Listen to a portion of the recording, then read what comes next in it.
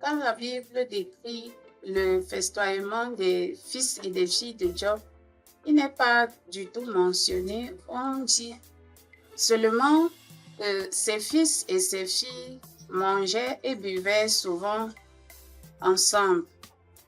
Et d'autres termes, il ne donnait pas de festin et ne se joignait pas à ses fils et ses filles pour manger de façon déraisonnable. Grâce à Dieu. Amen. À travers ce passage, ce que j'ai compris m'a fait aussi me souvenir de mon expérience personnelle. Lorsque les fêtes arrivaient souvent,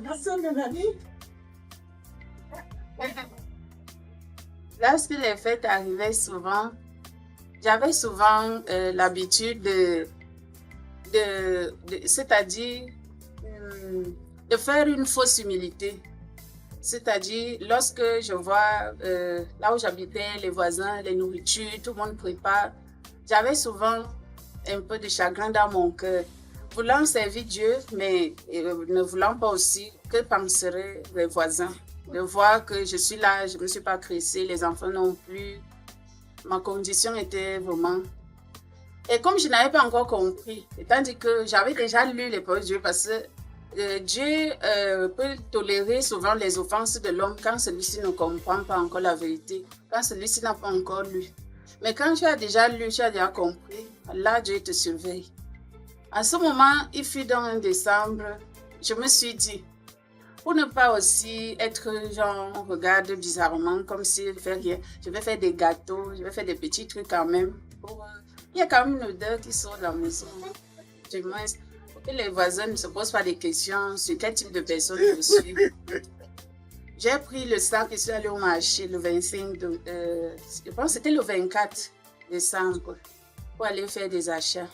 Dieu a laissé que je fasse tous les achats. J'ai acheté tout ce que je voulais. Maintenant, j'ai pris la route. Maintenant, pour trouver le taxi de Ligja pour Ngusso, je ne trouvais pas.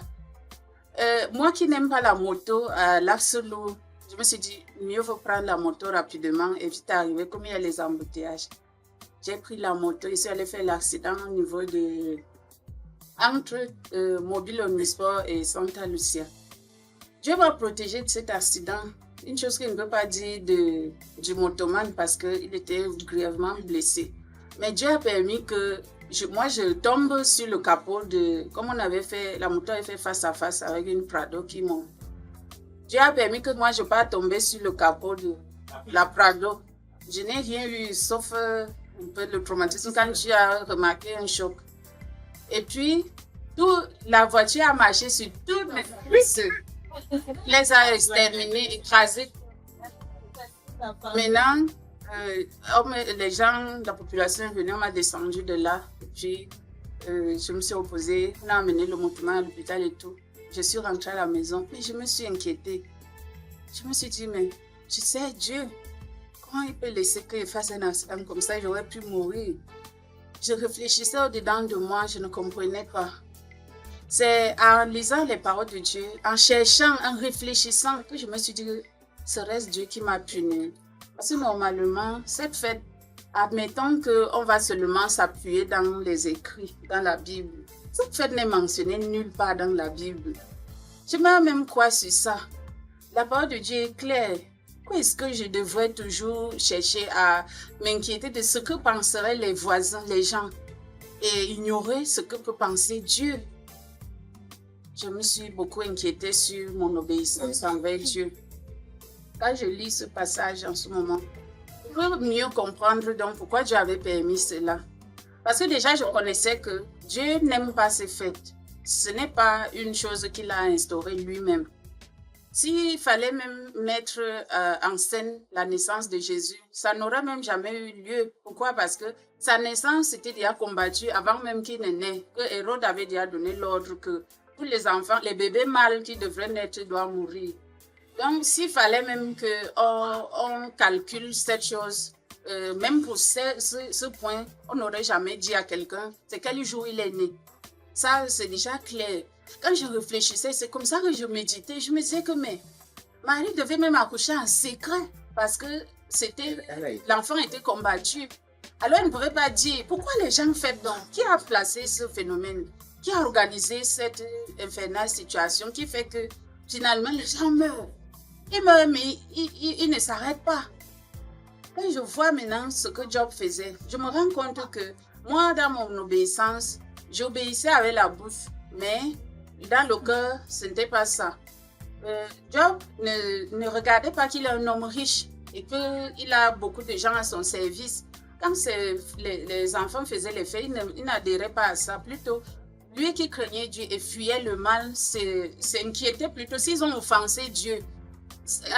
À la différence de moi qui s'inquiétait de qu'est-ce que les voisins vont penser. Lui, il s'inquiétait de ce que va penser Dieu si les enfants les ont offensés. Il organisait des holocaustes.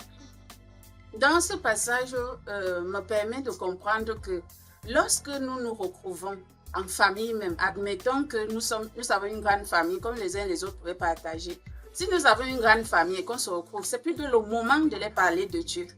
De plutôt les poser des questions, à quel niveau ils sont avec leur foi, s'ils vivent loin. C'est le moment plutôt de s'organiser pour les ouvrir les yeux. Pas forcément sur l'affaire, n'adhérant pas à ça, mais étant avec eux pour les parler de la vérité. C'est ce que nous, on doit plutôt faire lorsqu'on se retrouve. Et non pas de se mêler de la fête se disant que penserait la famille si je ne mange pas, si je ne fais pas, si je ne danse pas, si je ne... Que penserait la famille? Et Dieu alors?